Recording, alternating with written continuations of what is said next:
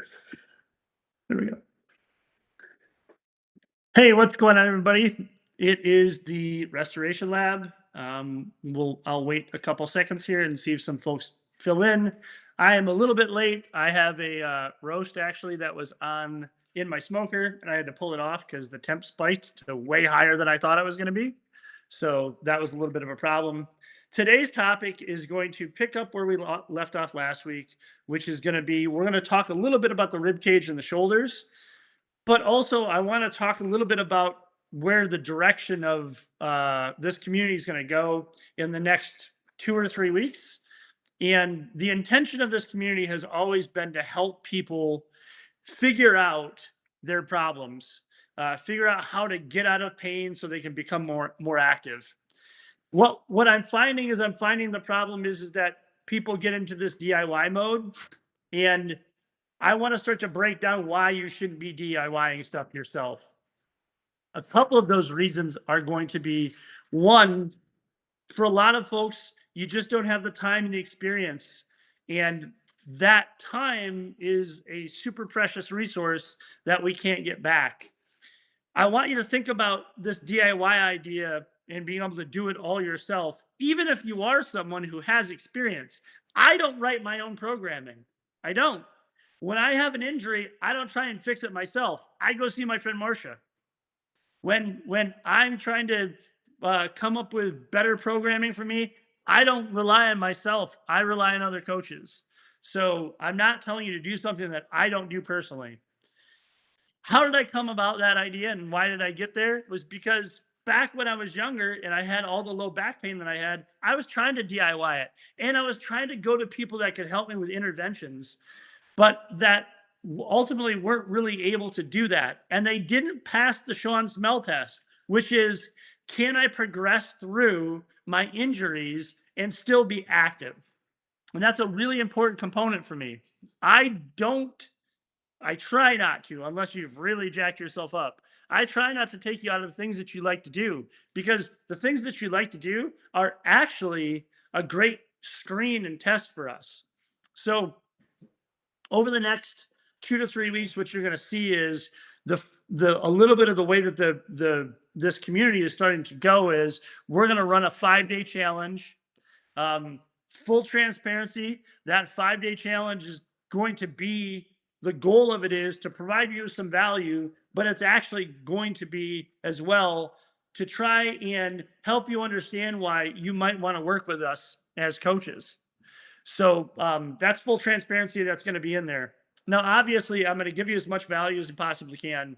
We're gonna talk a lot about how you can start to integrate movement and come up with some of your own assessments.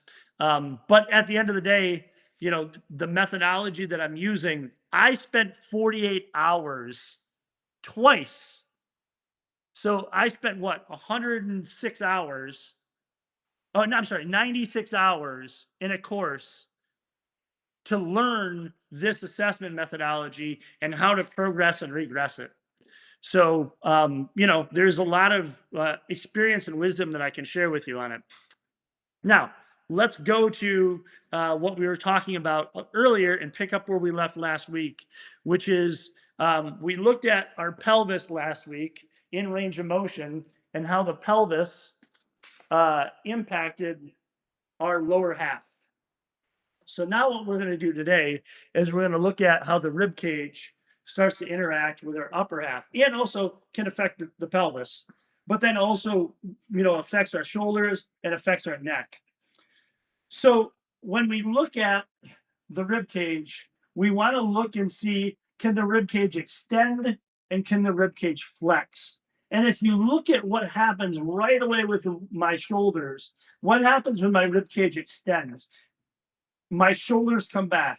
What happens when my rib cage flexes? My shoulders come forward.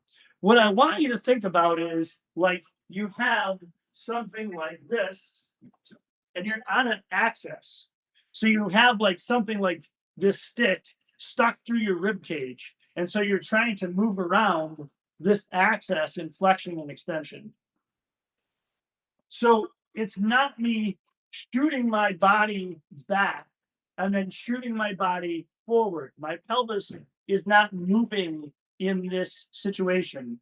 What's happening is my pelvis is staying still, my rib cage is extending, and my shoulders come back. My pelvis stays still, my rib cage flexes, and my shoulders come forward. Well, now, question: Why would this rib cage thing impact your shoulders? Well, as we all know, this forward hunched position that we have in our body is terrible for our shoulders and terrible for our neck. Contrary to what everybody will tell you, better posture doesn't happen from you just trying to figure it out and cue it. You need to increase your body's capacity to hold these positions. Some of it will be improving your rotator cuff muscles. Some of it will be improving your neck muscles.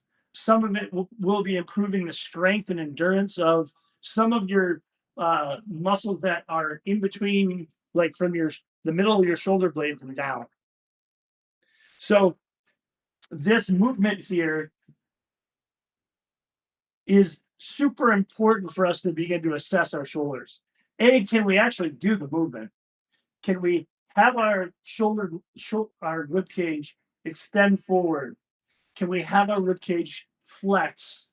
And then can we relax our shoulders enough to bring the rib cage along for the ride?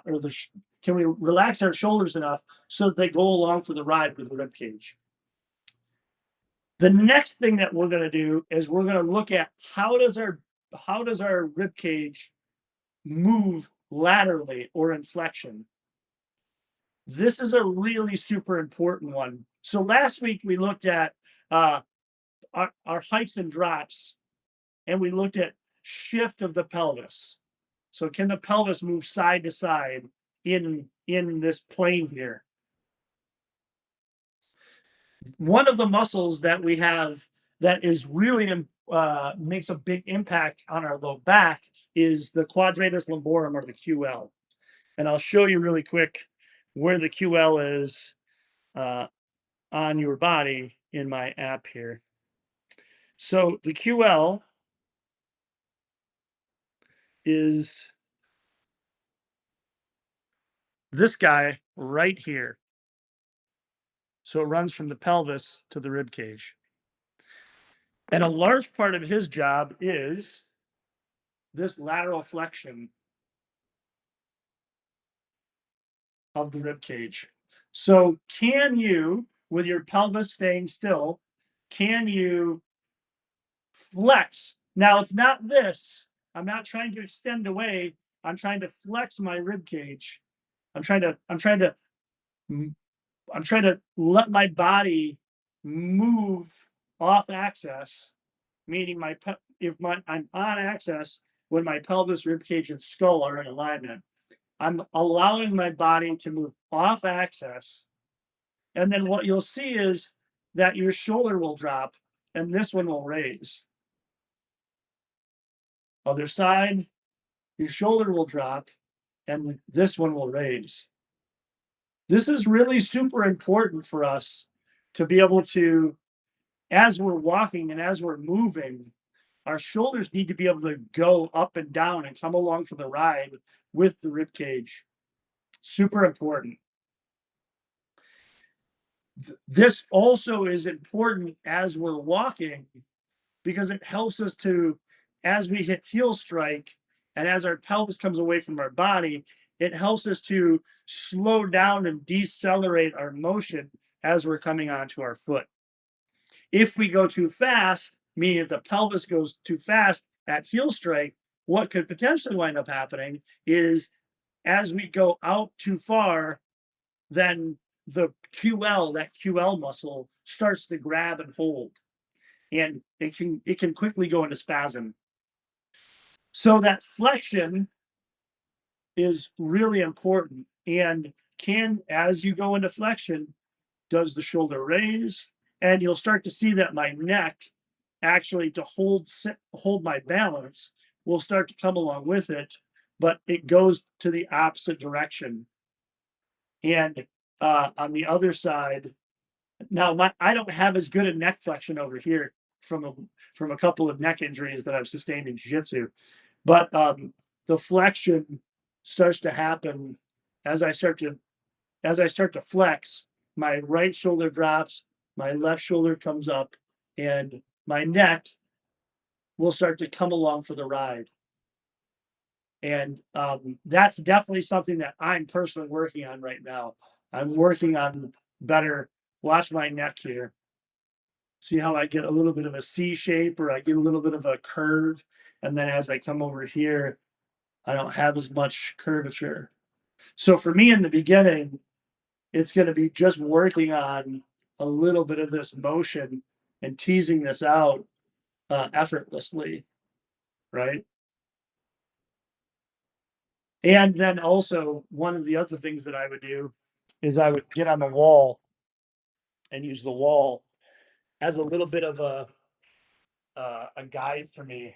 So now I'm here and I'm trying to keep my head on the wall, and my I'm trying to keep my rib cage on the wall, and I'm trying to work off of this and letting that tissue start to kind of adapt a little bit and work through that some. The last range of motion that we'll do, or the last movement that we'll do here, will be rotation of the trunk, and rotation of the trunk away from without my head coming along. So I'm going to rotate my trunk to the left, and my head is going to stay in the middle.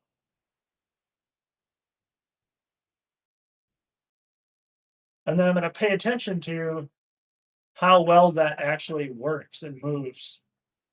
Is there a lot of effort?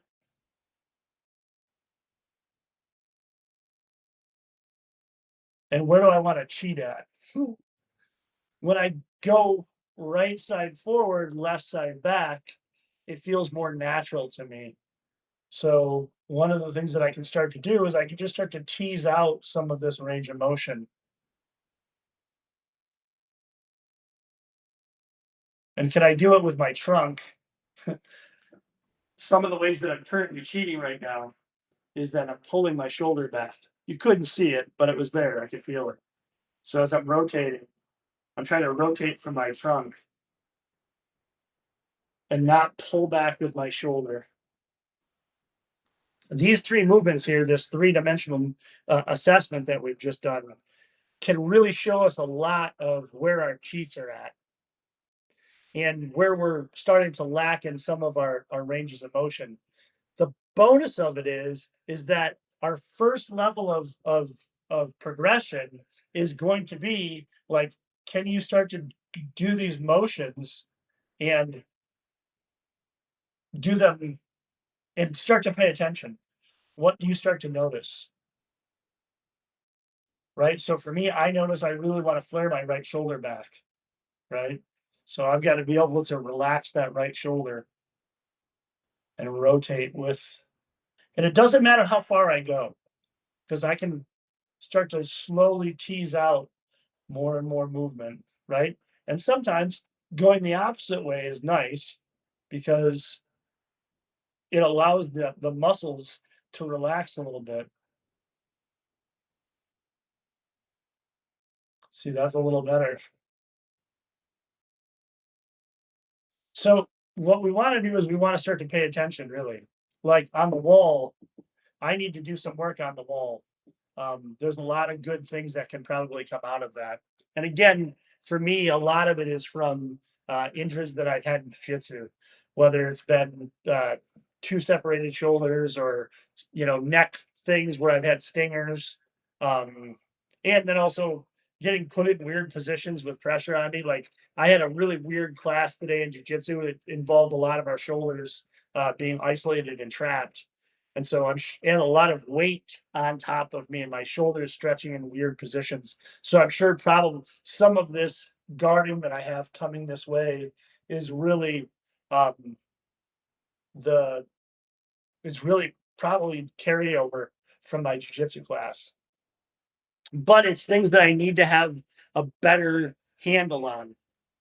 Another thing that you can do as well is do 3 or 4 of these, reps when you find something that's sticky. Like for me, flexion and extension, I didn't feel it was too bad. I felt it was pretty good, you know? Um, I did start to notice that as I laterally flexed to my right, or as my rib cage went this way to my right, I did start to notice that there was some limited range of motion. Now, actually, this feels way better for me after the rotation. So maybe I found 2 things together here that I can start to work on, or maybe would have been off the wall. So one thing I can do to help to integrate is I can walk around some and let my body go through motion and get freer ranges of motion. Also, it allows my brain to start to process the things that we've done. So here's some assessment for the rib cage and how it starts to impact the shoulder. The next week, what we'll do is we'll start to look at shoulders and how shoulders impact rib cage, and then how the shoulder impacts the skull or the neck. So um, I love this model of assessment because it's pretty quick for you to see where some of your holes are. And also, as you do them, as a first level of progression, you can start to improve things. And then what we want to start to do is we want to start to tease out where can we begin to add some loaded movement in there. So that's kind of the way I think about it. Like, can we go uh, for most of the time? Can we go unloaded, pain-free reps? Can we improve our range of motion? Can we improve our endurance? Because sometimes when we do stuff unloaded, meaning no external load other than our body weight, we that potentially can be an issue with your endurance of the muscles, right? So we can start to gain strength and we can start to gain mobility there over a period of 3, 4, 5, 6, 8 weeks. What's going to wind up happening oftentimes is that our body starts to get used to carrying that our own load, and we need to start to help improve that range of motion with with some external load. So there's how I think about the progressions and how how I work with people as well. And then we're paying attention to where does your body feel tight or weak, and then when you figure out where the body feels tight or weak, can you uh, again make these small little incremental improvements in load, range of motion, endurance, mobility, things like that. So, well, I hope you all have a great Thanksgiving. Um, for those of you who are here in the States or who are watching on replay, and if you're from out of the States, I hope you have a great Thursday. But for those of you in the States here, I hope that you have a great Thanksgiving. I hope you get to spend it with some friends and family, and you're able to sit down and reflect on things that you're grateful for and that we have gratitude for. I think that's a really important thing. I don't think that we should only do it once a year or twice a year. I think that should be a regular thing, which is why we celebrate our wins. Celebrating our wins is gratitude. Celebrating our wins is recognizing that we're making progress, even when we don't feel like we are making progress. Sitting down and looking and being grateful is also a way that we can help to break some of that stress cycle of our everyday lives. So, all right, well, I'm going to pop off here. Hope you all have a great Thanksgiving. For those of you who are not here in the States, I hope you have a great Thursday, and I will see you guys all next week. Thanks so much.